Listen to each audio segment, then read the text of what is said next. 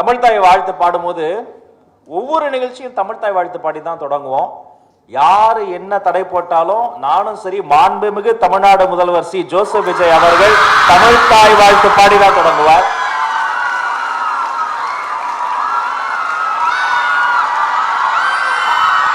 Thank you.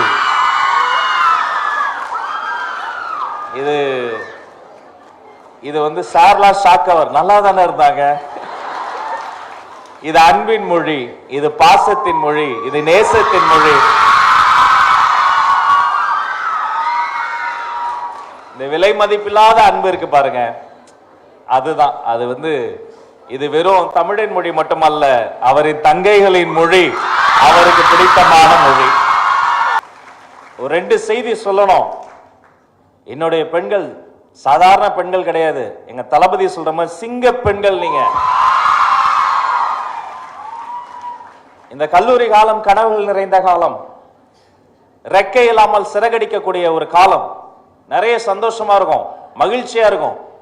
எல்லாரும் காலேஜ்ல எப்படா போவோம் இருக்கும்.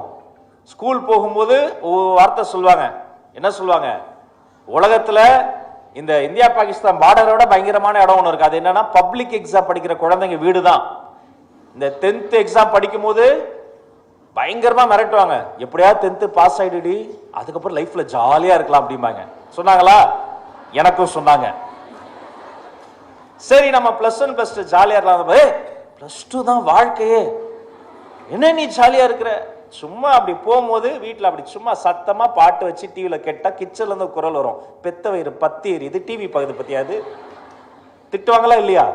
எல்லாம் முடிச்சுட்டு நீ காலேஜ்ல போய் ஜாலியா இருக்கலாமாங்க. காலேஜ் வந்த 2வது வாரமே சொல்லுவாங்க, செமஸ்டர் எக்ஸாம் எப்ப வேணா வரும், girls don't play too much அப்படின்னு பயங்கரமா சொல்லுவாங்க. ஒண்ணு என்ன தெரியுமா? சுத்தி இருக்கக்கூடிய இந்த வாழ்க்கையில் இத்தனை நாள் நீங்க ஓடி ஓடி வந்துட்டீங்கம்மா, கஷ்டப்பட்டு எல்லாத்தையும் தாண்டி வந்துட்டீங்க. எல்லா குழந்தைகளுக்கும் இந்த இடத்துக்குள்ள வரக்கூடிய ஒரு வாய்ப்பு கிடைக்காது.